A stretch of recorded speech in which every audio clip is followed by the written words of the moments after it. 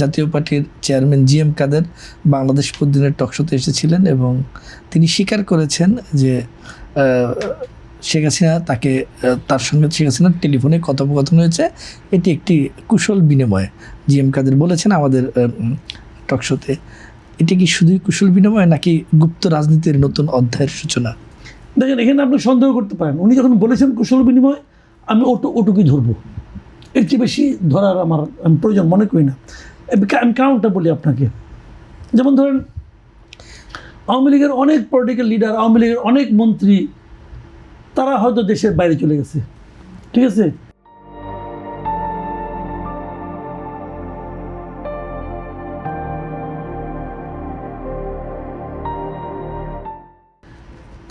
তাদের কাছে কি আমাদের সাংবাদিকদের, আমাদের সুশীল সমাজের, আমাদের ব্যবসায়ীদের ফোন নাম্বার নাই? আছে, আছে তো, আছে না? তারা যদি ফোন করে, আপনি ফোন ধরবেন না? আপনিও ধরছেন, আমিও ধরছি। এখন তাদের তো বিদেশি বিষয়ে কোনো কাম নাই। তারা যে এত বড় একটা পাওয়ারফুল লোক ছিল, এখন তো অন্য তারা কেউ চিনে না। এটিএম থেকে টাকা তুলতে গেলে আরেক বাঙালি দেখে তারা গালাগালি করে। ওই দিন একটা দেখলাম, একজন লোক এটিএম থেকে টাকা তুলতেছে, এক বাঙালি গালাগালি করতেছে, এক মন্ত্রী খুব গালাগালি করতেছে, আপনারা তো খুন করে আসছেন। এখন তো তারা ঘরে বাড়িও যাইতে পারে না, করবেটা কি লোকটা বলেন আপনি? তখন সে ফোন করে, আপনার ফোন করে, আমারে ফোন করে, ওনারে ফোন করে, যে ইউটিউব দেখার পরে। হ্যাঁ, এখন যখন ফোন করে, আপনি কি ফোন ধরবেন না? ধরবেন তো রে ভাই, হ্যালো বলবেন, কী খবর? কারণ একটা চক্ষু লজ্জাও তো আছে, কী অবস্থা, কেমন আছেন, আপনার এই ভিডিওটা দেখলাম, খুব ভালো করছেন ভাই। মানে কিছু ভালো না করলেও বলে ভালো করছেন, এই কারণে বলে যে আপনার সঙ্গে সেটা খাতির দিতে চায়। এটা হবে, এটা অস্বাভাবিক কিছু না। এটা না, খাতির তো তাদের ছিল না, আবার ওটাকে রিনিউ করতে যাচ্ছে আর কি। বেশি খাতির ছিল না। হ্যাঁ, বলেন। বলে এখন শেখ হাসিনা তো আর আমার লেভেলে নামবে না, উনি তো ওই লেভেলে উঠবে, জিএম কাদের লেভেলে উঠছে। ফোন করছে, কেমন আছেন, হয়তো সুখ দুঃখের আলাপ করছে, হয়তো বলছে শরীরটা খারাপ যাচ্ছে, মুখ, আমি তো ঘরের থেকে বাড়িতে পারি না, আমি যদি আসি কিন্তু বন্দি আছি, কী বলছে আমি জানি না, বলতেই পারে। এখন উনি কি সব বলবে? উনি বলবে সব আপনার কাছে? বললে কি ওনার কোনো লাভ আছে? লাভ তো নাই, ওর দরকার নাই। যতটুকু বলছে কুশল বিনিময় করতেই পারে, এটাতে কোনো অন্যায় না। শুনেন, আমি বলি আপনাকে, আওয়ামী লীগের লিডার যারা বিদেশ চলে গেছে, তাদের লোকজন এই দেশে অনেক আছে, বন্ধু বান্ধব আছে, ভাই বোন আছে, আত্মীয় স্বজন আছে। তারা যদি ফোন করে কথা বলা কোনো অন্যায় না, অন্যায় না। প্রশ্নটা হলো কি, তাদের আদর্শটাকে আপনি এখানে প্রচলনের চেষ্টা করছেন কিনা, এটা বলেন। এই যে একটা টেকনিক, এই যে একটা হুজুগ, যে ফ্যাসিস্টের দোসর, এই যে একটা কথা, এই কথাটাই তো আমি মনে করি এক ধরনের মানে আপনার মতলবী কথা। ফ্যাসিস্টের দোসর আপনি প্রমাণ করছেন, কে প্রমাণ করে নাই?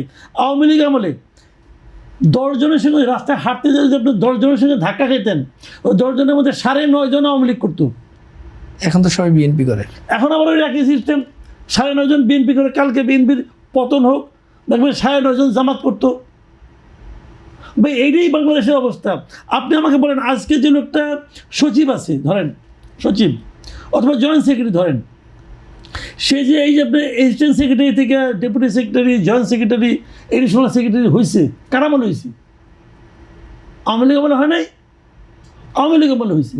তো আওয়ামী লীগ আমল কি এমনি তার প্রমোশন দিছে? এমনি দেয় নাই, আনুগত্য ছিল। সে যাই বলছে যে আমার বাপ ছাত্রলীগ করতো, আওয়ামী লীগ করতো, আমি ছাত্রলীগ করি, সারা জীবন আমরা এটা করছি, এই বলে হয়েছে। এখন তারা কি বলে, তখন চাকরি রক্ষার্থীটা বলছি, আসলে তো আমি বিএনপি, কৌশলে ছিলাম, আসলে তো আমি বিএনপি। আমি যাই দেখেন, আমি অমুক সময় বিএনপিতে জয়েন করতে চেয়েছিলাম কিন্তু পারি নাই, অমুক তো বলতেছে। এরা তো এরকমভাবে চেঞ্জ হচ্ছে।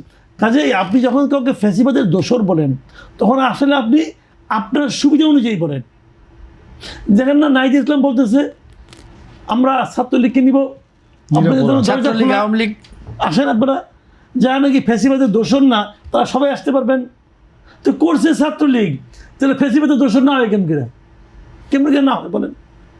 ওনার যারা নেতা সার্জিস অথবা হাসনাত অথবা এই যে সাদিক কায়েম, এরা ছাত্রলীগ করতো না? এরা ফ্যাসিবাদের দোসর ছিল না?